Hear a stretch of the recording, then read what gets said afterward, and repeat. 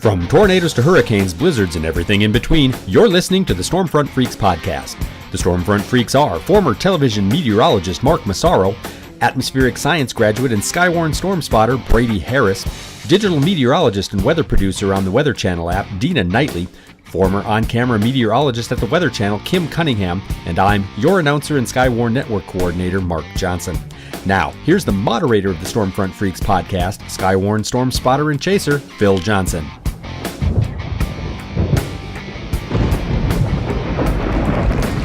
Hey everybody, welcome to the most entertaining weather podcast on your listening and viewing device. This is the Stormfront Freaks podcast. If you happen to be listening for the first time, we always want to thank you for checking us out and stopping by. We want to encourage you to go to stormfrontfreaks.com and access the library of all of our previous shows that we have, including famous guests from the weather industry like TV meteorologist Gary England. And we had an episode with James Spann as well. Those are just a couple you can check out. But tonight we are going coast to coast with your favorite TV meteorologist. One of the themes that we have this year, and this is episode 72. We've got KGW-TV, Chief Meteorologist out in Portland, Oregon. Matt Zaffino is with us tonight, so we're looking forward to talking with Matt. Yep, and having him stop by. We'll be squeezing in a lightning round with Matt. We'll also be sharing some weather fools, as well as our new tornado talk and tracker chat segments that we've been getting a lot of great feedback on. So this show's jam-packed with some goodies tonight. Before we get to all that, we got to find out what our co-hosts are drinking tonight. We're a little short tonight with people out, and some people are on a plane right now. But Maz, thank God we've got you tonight. Oh, yeah. Tell us what you're drinking. Believe it or not, I'm having water because we got this little virus going around our house, this head cold thing, and I'm so dehydrated. I heard straight up vodka does a good job of fixing that. But I'll be right back then. Okay. All right, very good. And then we got Dina, who's apparently feeling a little better after getting shot up a couple times, right? Which could go multiple ways when I say that. I know we should elaborate, but I had some car crash and some back problems. So are you allowed to drink?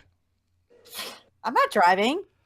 Very good. That's all I needed to know. I've got some red wine and some muscle relaxers. So if I start drooling, just forget about it. This is good. You might be gone before Matt is gone tonight. So let's. I'm okay though. Yeah, we better get to him right away. So Dean, I'll turn over to you. Give Matt a great introduction. All right, tonight we welcome Matt Zaffino, Chief Meteorologist at KGW-TV in Portland, Oregon. Now, since 1996, Matt has been the chief met there at the NBC affiliate in Portland, a winner of 3 Emmy Awards for Outstanding Achievement in Weathercasting. Matt was inducted in 2016 into the prestigious National Academy of Television Arts and Sciences Silver Circle for 25 plus years of outstanding service in broadcasting in the Northwest. Now, Matt, when I looked at your bio, I was like, 1996, you've been there. That is a testament of how well you must be doing, because who lasts in a place unless you're that good? Like, really, I'm not messing around, because I've been in the industry for over 20 years. People do not last. You look at a news director the wrong way, for another job, and you stay there. Like, really, like, what? How do you do it? How do you do it? It's gone by in a flash, and and I was actually at the ABC in Portland before I came here. So all told, like 30 years in Portland on the air, knock on wood. So I've been extremely lucky. And have had just a blast, and I'm still having a blast doing what I do, forecasting the weather and trying to maybe educate people a little bit in the process about weather and all things science that I can. So I'm extremely fortunate, Dina. It's been fantastic, and hope to keep it going a while longer. Now, you're not like married to the GM sister or anything, are you? Well, considering that we just got a new GM like 2 months ago, no, I'm not. No nepotism. Yeah. No, but I don't have any pictures of anybody, nothing like that. It's all on the I was just thinking about pictures. I'm like, I wonder if he's got pictures. So are you from the Northwest originally, or how did you end up there? No, not originally, only for the last 33 years. But I grew up in New England, in Connecticut. and just became fascinated with the weather at that point. In fact, it was really my high school German teacher that really instilled the weather bug in me, because he was a weather nut himself. And he would draw weather maps on the chalkboard and explain how, okay, if the storm goes up off the East Coast, we get a nor'easter, we get northeast winds, it's cold and we get snow, and we're all happy because we all get out of school. And if the storms went inland, to our west, it'd be warm and rain. And I've been drawing weather maps ever since. Wow. You were in Michigan for a while, weren't you? I was. I went to the University of Utah, and one of the best decisions I've ever made in my life. Just had an absolute blast in Utah. I'm an outdoors guy, so that's kind of bizarre, though, coming from New England, and you pick University of Utah. That's a ways. Back in those days, of course, pre-internet, I went to the big fat book of colleges and started paging through. I knew I wanted to be in the West because I wanted to ski and I wanted to be around big mountains. And I just looked for colleges and universities that were near good skiing. And I came across the University of Utah, and I said, much like Brigham Young, that this is the place for me. And you graduated on the 6-year program, right? That's good.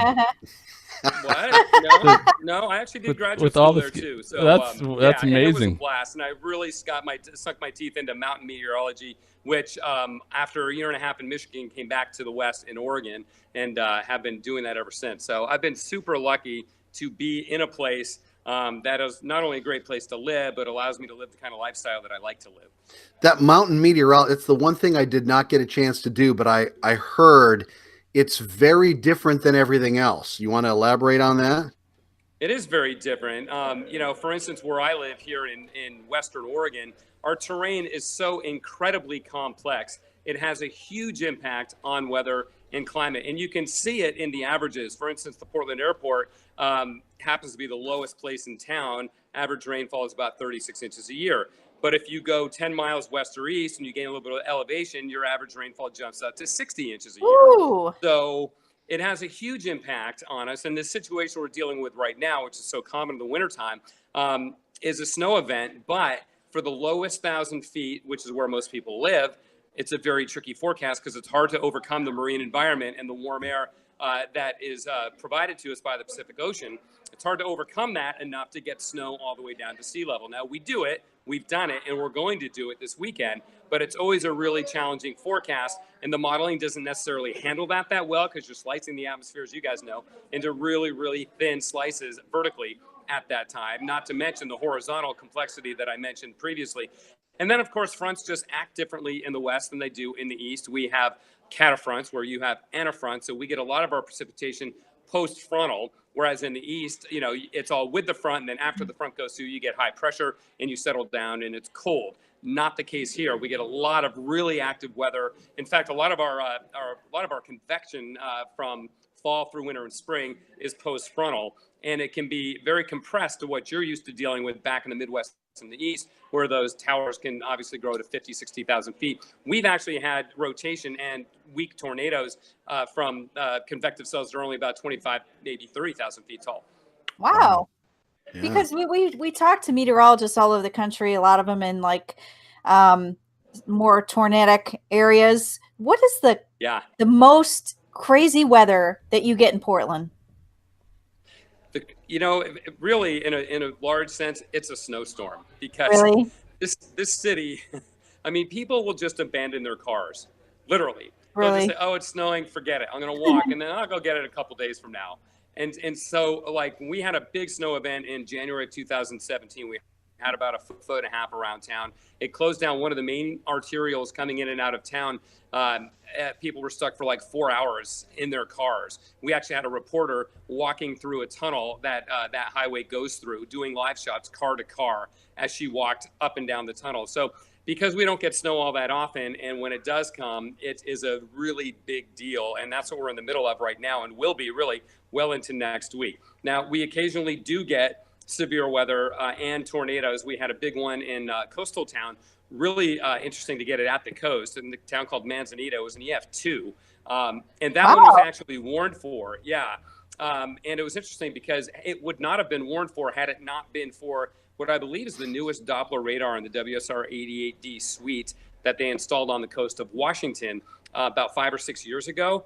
The rotation was picked up by that radar and was warned for off of that radar. And it was a big deal. There was some great video too. Somebody was up on a nearby mountain and saw this thing coming in off the ocean, and it, tore a path through town. Of course, the Weather Service sent a survey team out, did all the things they do. And so we do get them. And it seems like we're getting them more and more, actually, over the last, say, 5-10 years than we did previously. But that may just be because we've got more observations, more people are out there with cameras. Mm-hmm. So what channel number are you out there? We are Channel 8. We are the NBC affiliate. So is it like Doppler 8 million then? Is that what you call it? It's the new one? It was Doppler 8000 when we had it, but we decommissioned. We don't have our own television station radar anymore. It was going to require a lot of upgrading and updating. The magnetron was going to need to be replaced, and at that point, you may as well just get a new radar. So we no longer have our own radar, and we rely on the Weather Service radars. Because we were Doppler 5000, so I just figured. Oh, yeah. Well, we were bigger than you, Phil. I know. Doppler 10,000. Show off. Yeah, the marketing around those things is always amazing, isn't it? Yeah. All right, well, hey, I'm going to do this, guys. We're going to take a short break. Go ahead and refill your drink, and I want you to check out our new tracker chat with the tornado trackers discussing storm chasing alone. So we'll be right back. Ooh.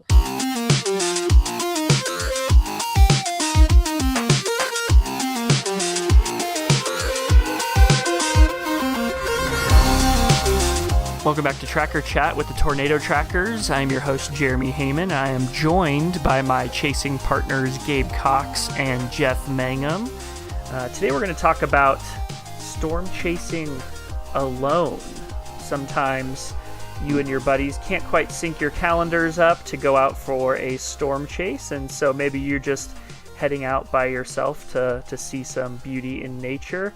I know us here at Tornado Trackers, we have all done chases alone and all have different stories. But Jeff Mangum, I would love to kick it off with you because I'm sure you have some great wisdom on storm chasing alone.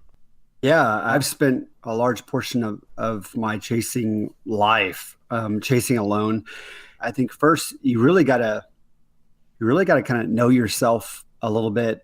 For me, I kind of come alive at about 9 or 10 o'clock. And so driving at night is not the biggest struggle for me. So after a storm chase, I kind of know that I'm going to be fully awake in the late night hours. I think it's important to kind of know that about yourself and kind of be wise about that.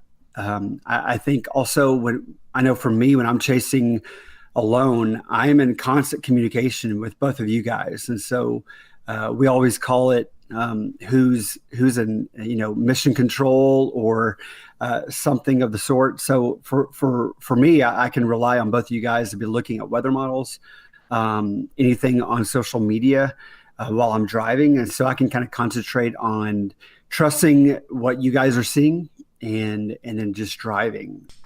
Totally, yeah. Thanks for that. I really appreciate it. Gabe, what about you? What do you think of? Or what jumps to mind when you hear solo chasing? Disappointment, anger, frustration. Those are the 3 words I would use for lone storm chasing. Tell us more about that. I am like Jeff.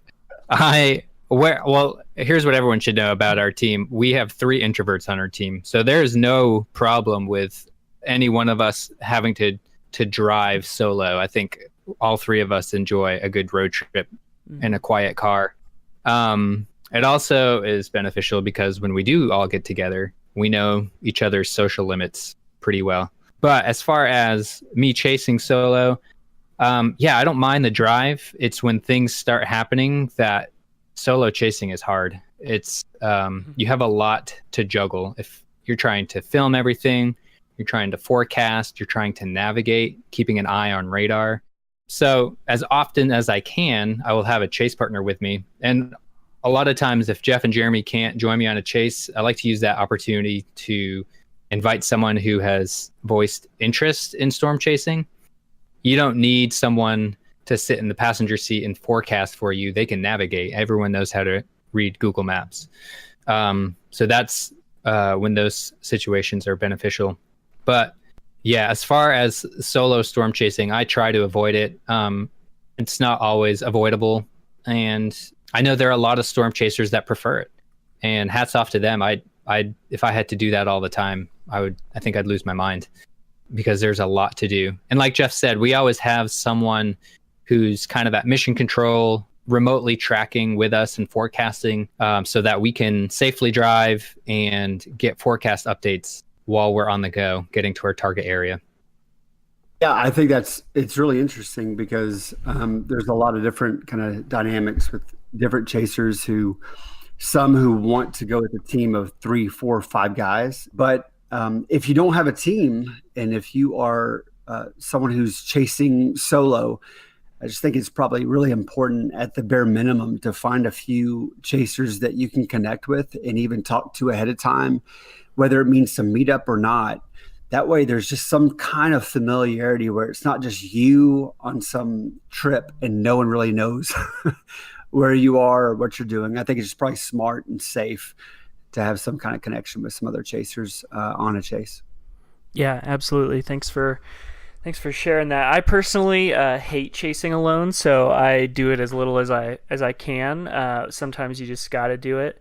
I just don't have the multitasking capacity, I think, to do that well. Gabe, you mentioned a little earlier navigating, running cameras, forecasting, looking at the radar. It can get a little crazy, and you add on top of that having to go to the bathroom, being hungry. And it's my nightmare. So I don't love chasing alone. My favorite chases are 3 people. That's such a good amount, and one person navigating, one person forecasting, managing cameras, and the other person driving, I think is the ideal in my opinion. Thanks, guys. Some really good wisdom on solo chasing there. This has been Tracker Chat with the Tornado Trackers. My name is Jeremy Heyman, and I've been joined by my chasing partners, Gabe Cox and Jeff Mangum, and we will see you next time.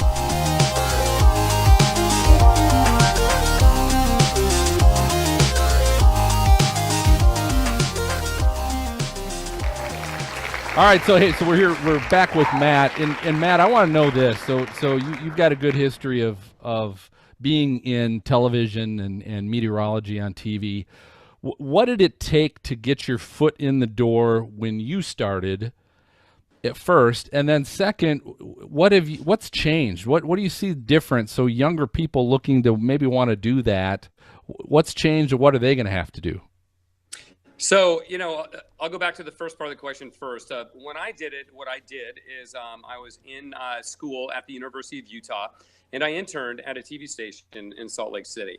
And through that process of interning, I was able to use their equipment and practice and cut tapes at the chroma key wall, and try to get reasonable enough to put together a resume tape that I could then send out when jobs are open. Now, of course, in television, you typically start in really small markets and small towns and cities across the country. And back in those days, this was pre-internet. The best way to do that was through a magazine, a trade magazine called Broadcasting Cable. And they have want ads in the back of the magazine that stations would list their openings. That's how I got my first job, was through that magazine in Traverse City, Michigan. Ooh, and so I left. Yeah. Which is a great place, by the way, a wonderful, wonderful place to visit and live. I was really disappointed, though. That job only lasted 3 months, happened to be the summer months, because I really wanted to spend a winter there because I love snow. And, of course, they get hammered with lake effect snow and everything else. So that was my first job, was through the magazine. I think my second job, which was in southern Michigan, was the same way. And my third job in Southern Oregon, in Medford, was also the same way. Nowadays, of course, it's much easier to create a resume tape. You can do it on your iPhone, and with PowerPoint. So I would encourage people to do that. And then, of course, the resume tapes these days are all done online. Either, somebody puts their tape on YouTube or some other hosting service, and then they send the link out to news directors and people who are hiring, and that's how they do it these days. But the key, of course, is practice. And know what you're talking about helps too. Yeah, that always helps. Where were you in southern Michigan? I was working in the Kalamazoo, Grand Rapids, Battle Creek market. Okay. That's where I was. Oh, really? What station? Channel 13, WZZM. In WZZM? Okay, so Yeah, I was at Grand Rapids. I was the second ABC affiliate in that market, which was in Battle Creek. Yeah. Channel WUHQ, channel 41. they did a startup newscast, and so they hired the whole team, fresh. And so both myself and the sports guy that I worked with in Traverse City, we both got laid off. The whole news department in Traverse City got laid off because the ownership of the station decided to put it up for sale, and we were like a last place station in the market. So they just canceled the entire news program to make the bottom line look better for sale. Yeah, welcome to broadcasting, right? Yeah. Whew. So Matt, you've lived. All right. So let me keep track. You've lived in Michigan, New England, Oregon, Utah. Yep. And I also No, I also lived in Toronto, Canada for a year when I was growing up. Oh, wow. Yeah. So do you think that even nowadays for somebody getting into TV that they're going to have, like I've always in my career seen people, they've started in a small place, like you said, and they constantly have to move. Do you think that's still true? Yeah. I do think that's still true. And you know what? I think there's value in that. I mean, in those small markets, you do everything and you learn skills and have to do things that you don't have to do, hopefully, when you get into larger markets. I mean, I learned how to report when I worked in Medford, and I learned how to write for television news, which was also a very valuable skill and has served me really well in my career to be able to do stories and actually do reporting that is weather related or not weather related. I've covered 3 Olympics in my career because I had the ability to tell stories and report that were not weather related, and management had enough confidence in me to go do that. So, I think that, and then I've also made lifelong friends because everybody's 23 and you're all trying to do the same thing, and it's just great memories from those early days in the small markets. Those small markets can be tough though, because on commercial breaks when you got to clean the bathrooms, that is I don't miss that. Yeah, that was tough. And then, don't miss that. When your job performance review comes up, they're like, "Dude, you're not cleaning the toilets well enough." I know. So Matt, I've read you've created some weather calendars as well. So you've got a little hobby in photography. Tell me, what are some of your favorite weather images that you've put into your calendars? Oh yeah, thanks for bringing that up, Phil. I am an amateur photographer, and as I mentioned earlier, my passion is the outdoors. So I spent a lot of time backpacking, backcountry skiing, and traveling to some pretty remote places, which is really the reason I've been able to get some pretty great shots. One of my favorites is actually in the Olympic Mountain Range in Washington. It's on a very narrow ridge way that really not even room enough for 2 people to turn around on. And as I was going up the trail, a mountain goat came down the trail the other way, and we just kind of looked at each other for a while. And I was like, okay, dude, you're a better climber than I am. You go out. And he walked out onto this little precipice and turned around and kind of raised a paw and looked at me, and he had all of the Olympic National Forest behind him. So that was one of my favorites for sure. In 2004, I was lucky enough to travel to Greenland to do stories on the climate change research and the ice core drilling that they do up there. And I got some really cool pictures of ice cores through a polarizing lens. And when you look at them through a polarizing lens, they light up like a Christmas tree, just all kinds of colors. That's going to be cool. Yeah, so those are 2 that are top of mind, Phil. But that's been a really fun project. Now, I read, too, that you were the only person to do a live TV broadcast on the top of Mount Hood. Yes, you had to get good pictures there. You had to get good pictures there, right? That was so much fun. I mean, it was a big event because back in those days when I did that, the gear was still pretty heavy. So we had to lug up, like 25-pound batteries and a big tripod for the stinger. For those who don't know broadcasting, a stinger is the device that shoots the broadcast signal from the camera back down to somewhere where it can be transmitted. So what we did is we parked the satellite truck at Timberline Lodge at Mount Hood. We got to the summit, we set up that stinger, and it shot the signal from the top of Mount Hood back down to our satellite truck, which could then beam the signal up, and we could broadcast that way. So we had to carry all that gear up there. We had about a 4 or 5 person crew. Ironically enough, the youngest guy in the crew, who was super fit, got a little altitude sickness and didn't make it above 9,000 feet. So we had to carry his gear up. I'm sure you didn't let him live that one down, right? You know what? He was such a great kid. We didn't ride him too hard on that. But the funny story from that event was, so we're up there and we're going live, and I wanted to launch, a small weather balloon that we call pie balls, or a pilot balloon. And I had tied a note to it or something just to see if anybody would find it, So I do it, and I'm doing this all live, and I've got this balloon. It's got something tied on the bottom of it, and I launch it, and the wind takes it, and it goes about 50 feet, and then it just drops straight down the mountain on the north side of the mountain. I was like, it is just dropping like a rock. And they were all laughing at me back in the studio, of course, for that. And I'm like, yeah, I think I put a little too much weight on that thing. It didn't quite have enough power. But that was a really fun event. And as far as I know, in this day and age, you can go live with your iPhone up there if you want to. But as far as I know, there's still the only live television broadcast from the top of Oregon's highest peak, Mount Hood. Because how do you get, I've never been there. I know I read all the reports when people get stuck up there, but how far can you get up there before you have to start hoofing it? Like just walking up. To the goat, right? You can drive to 6,000 feet. That's where Timberline Lodge is. Okay. Top of the mountain's a little over 11,000 feet. So you still have over 5,000 vertical to climb. And really, from the time you leave the lodge, you're hoofing it. And it gets steeper and harder as you go up. How high have you been? I mean, altitude-wise. Well, Careful with that question. Different conversation. I have been, let's see, I've also summited Mount Rainier. That's 14,410 feet.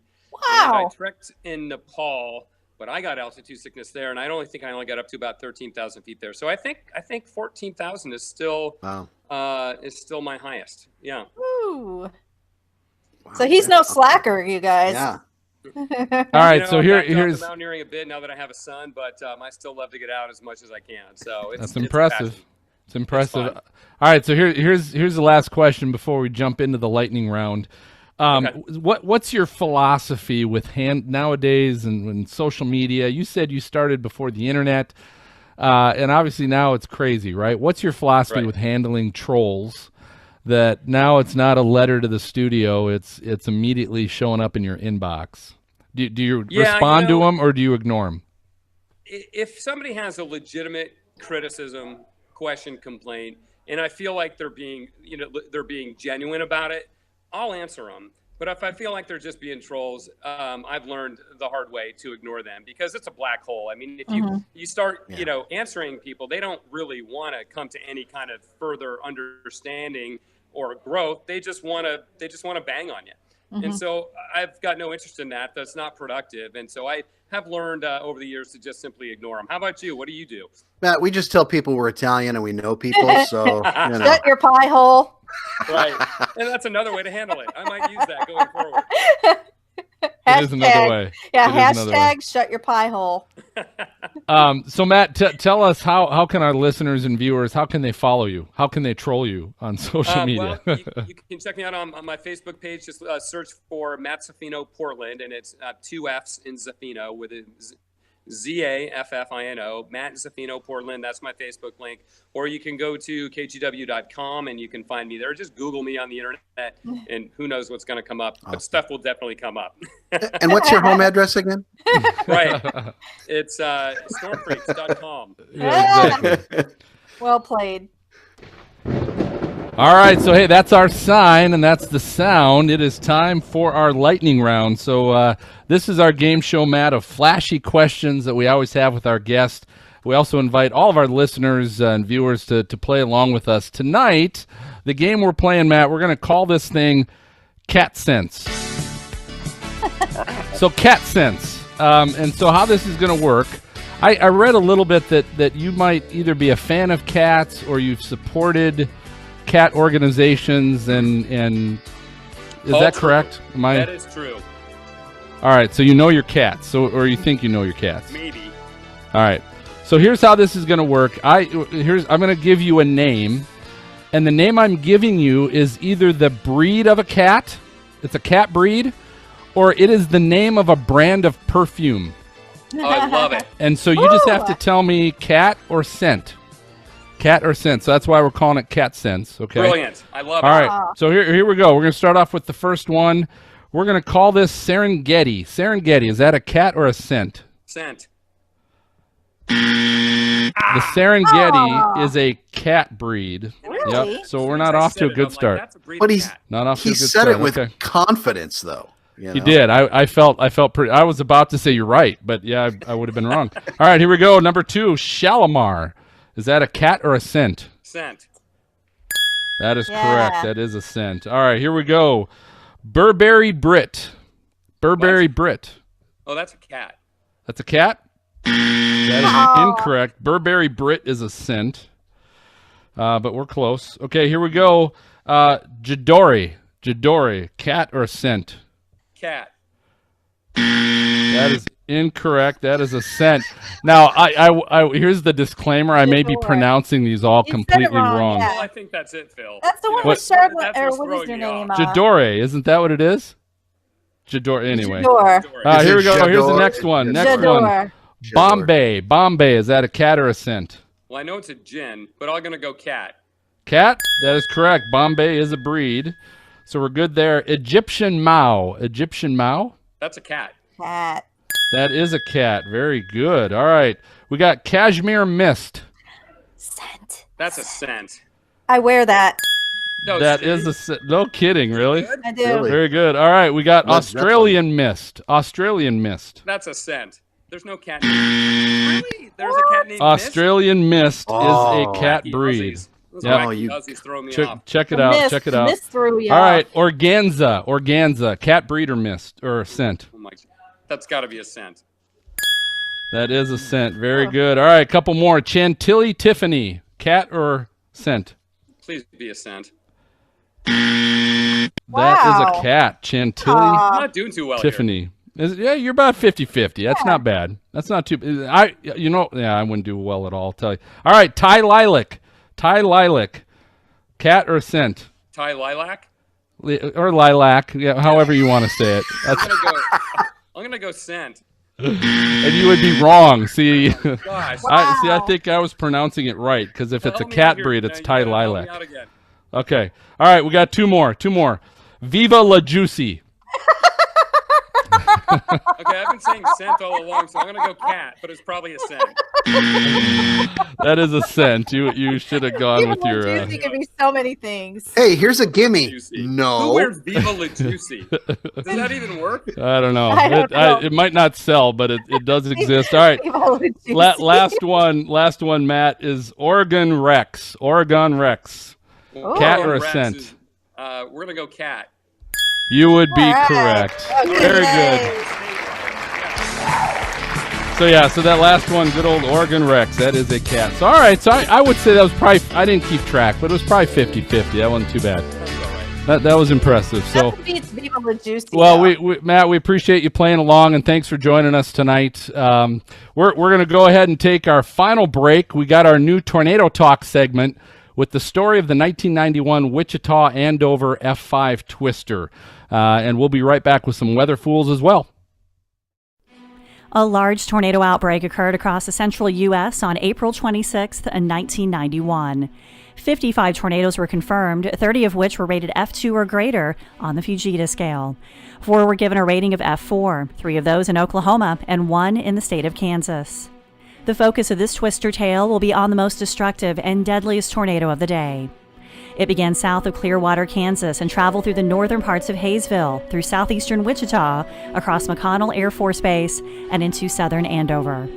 It had a path length of 46 miles and the width range from 1/4 to 3/4 of a mile.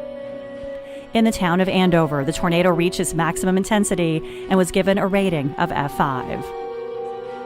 The Wichita Andover tornado was the third in a family of 4 tornadoes that pushed through south central Kansas. The first tornado was rated F0. It damaged a roof northeast of Anthony. The second tornado, also rated F0, passed northwest of Argonia, Kansas. It hit no buildings. The fourth tornado in this family developed on the heels of the Wichita Andover Twister.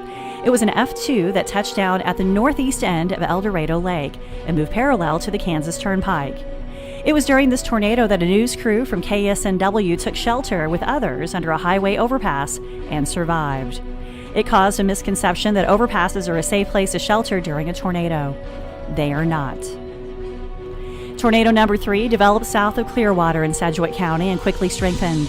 Spotters denoted 3 vortices revolving around each other. F3 damage occurred in northern Hayesville. There was major damage to homes in this area. It moved into southeastern Wichita, crossing K-15 just south of 47th Street, damaging a building at the Boeing aircraft plant. The next stop was the McConnell Air Force Base. Many buildings on the base were damaged. 2 apartments and several homes were destroyed. Severe damage occurred to an elementary school. It was noted in the storm data publication from April of 1991 that damage at the Air Force Base could have been much higher. The tornado missed a flight line of B-1B bombers by 1,000 feet. The tornado moved near Pawnee and Greenwich Road and grew to F4 intensity. A housing development northeast of this area was hit. 2 children and 2 adults were killed. The deaths occurred while they were outside trying to reach shelter. Damage in Sedgwick County was $100 million plus $62 million at McConnell Air Force Base. The tornado began to move toward Butler County and the city of Andover. The National Weather Service in Wichita produced a set of pages for the 25th anniversary of this event. According to a timeline of the events, at 6:30 p.m. Central Time, a tornado warning was issued for Butler County, including Andover. The tornado sirens in Andover failed, but at 6:31 p.m., Andover police drove through the Golden Spur Mobile Home Park, warning residents to seek shelter. This park would become ground zero for the F5 damage. The park had a tornado shelter that 200 people utilized. Per the storm data publication, there is a video of police driving through the park urging people to take shelter. Unfortunately, several people are seen not heeding that advice, just going about their own business. At 6:40 p.m., amateur radio spotters reported the tornado east of US 54 heading toward Andover. At 6:43 p.m., the tornado began to move into the south side of Andover, and by 6:45 p.m., the mobile home park was hit at F5 intensity. 223 of the 241 mobile homes were destroyed. 13 people were killed at the park. The storm data publication notes that experienced tornado damage surveyors said the damage to the mobile home park was among the worst they had ever seen. A vehicle found in a field 1/2 to 3/4 of a mile northeast of the Golden Spur was so badly damaged that it could not be determined if it was a car or a truck. 84 other frame homes and 14 businesses were destroyed. The tornado moved northeast away from Andover and hit homes on the outskirts of Towanda and then dissipated north of El Dorado. This tornado was the last F5 recorded under the old Fujita scale in the state of Kansas. 16 years after this event, under the new enhanced Fujita scale, an EF5 hit Greensburg, Kansas on May 4th, 2007. Details about this event from the National Weather Service in Wichita and from the April of 1991 storm data publication. For more information on this event and many others, check out our website at tornadotalk.com and get hooked on more tornado history by following us on social media. All right, welcome back. Time now for Weather Fools. I think we'll get some good ones this week. I'm kind of excited about this. Dina, what do you have? All right, so I'm going to share my screen. This one is, I saw this on Facebook, and it doesn't really look like the United States, but it's funny. It says "On My Way to Work." That's the way it's titled, and it's a road that's completely ice covered. So as you're watching it, they're kind of crawling. They're crawling up the road. That's definitely like Europe or something. Yeah, it looks like Europe, but it's funny because it looks like they're drunk coming home from a bar, that they're really on their hands and knees. They're probably saying it then, Europe. And it's funny because he Whoa, goes up, look at him. He's going backwards. Slides back down. Oh, I hate that when that happens. You go through all that work, climbing up the so hill. Funny. And then he slides back down on his butt, and they're all kind of trying to get up this hill, and you see somebody else sliding down. I mean, the whole road is ice covered, and this goes on for a good minute. And then like about a minute or so into it, you see another guy trying to get through on his bike, and the whole video is like him trying to get through on his bike.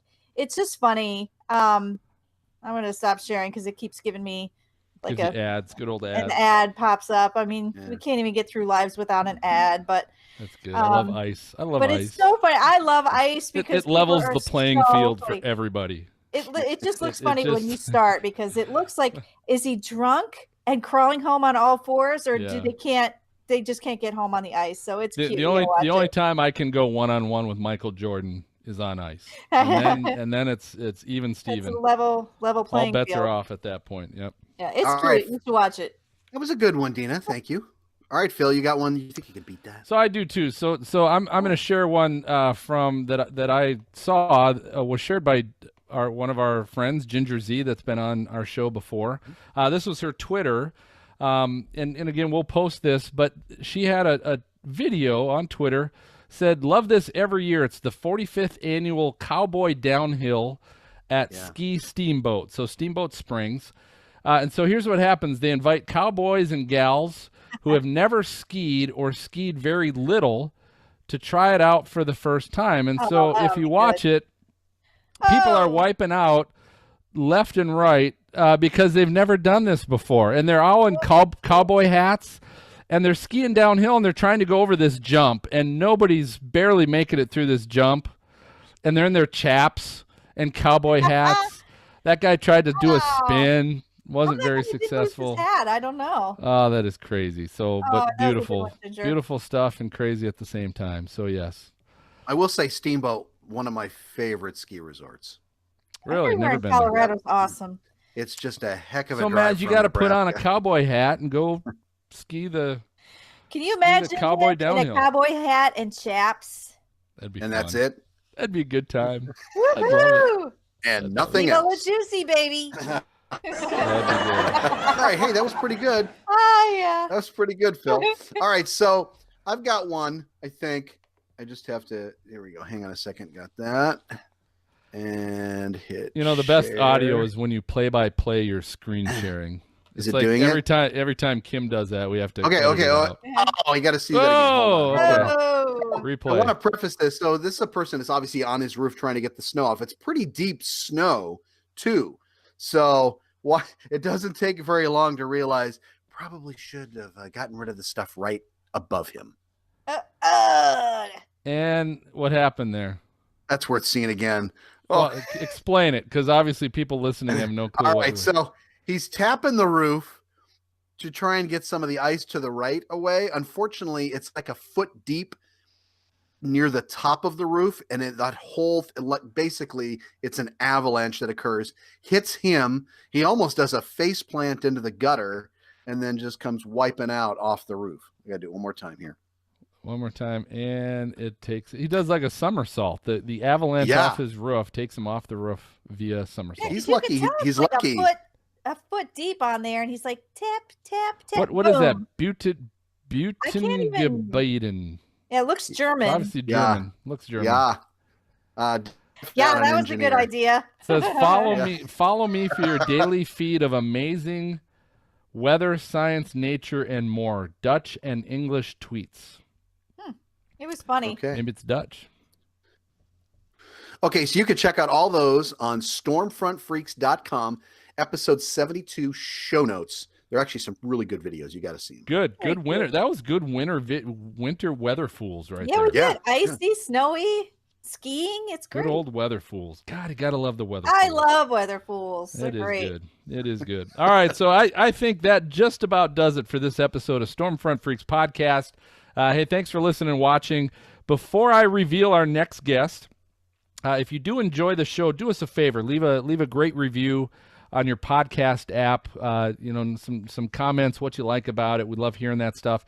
And don't forget to subscribe to the show by hitting your podcast app subscribe button. It works just like a newspaper or magazine subscription. It's free, and all it does, it assures the latest show gets delivered right to your inbox the moment that we release it. So, and if everybody sends $1, we'll have $15. $15. Yep. How do we split that? Well, there's only 3 of us tonight. So well, I'll just send you, because I'm going to spend it on the stamp. So I'll just send you a blank envelope. So I do want to say a special thanks to our guest tonight, Matt Zaffino. He was outstanding. That was fun. Good job. Yep. It was good to get a little taste of the Northwest. We're Stormfront freaks. And they don't get a lot of storms up there. You don't think of that, the Northwest, when it comes to storms. But it's nice to get a little taste of what it's like to be forecasting up there. Our next episode is in 2 weeks. We'll be recording February 21st with storm chaser Skip Talbot will be on with us. So if you'd like to watch the recording live at 9 p.m. Eastern, 8 Central, check out our YouTube channel just by searching Stormfront Freaks. So for Maz and Dina and good old Brady was trying to join us via the plane, but it never worked out. I'm going to go ahead and signal the all clear, and we'll catch you guys next time. Good night, everybody. Thanks for watching and listening. Isn't it like... Thank you for listening to the Stormfront Freaks podcast. Find our bi-weekly show on Apple Podcasts, Google Play, Spotify, or your favorite podcast app. Watch our shows on YouTube and Oklahoma Weather Tracker TV. For show notes, additional information about this episode, as well as past and upcoming shows, videos, photos, merchandise, and more, visit our website at stormfrontfreaks.com. While you're there, check out our live interactive storm chaser radar provided by our friends at zoomradar.com. If you would like to contact us with questions or make comments about the show, shoot us an email to questions@stormfrontfreaks.com or follow us on Twitter or Facebook. Search for Stormfront Freaks. We'd love to hear from you. Join us next time and tell a friend about the Stormfront Freaks podcast.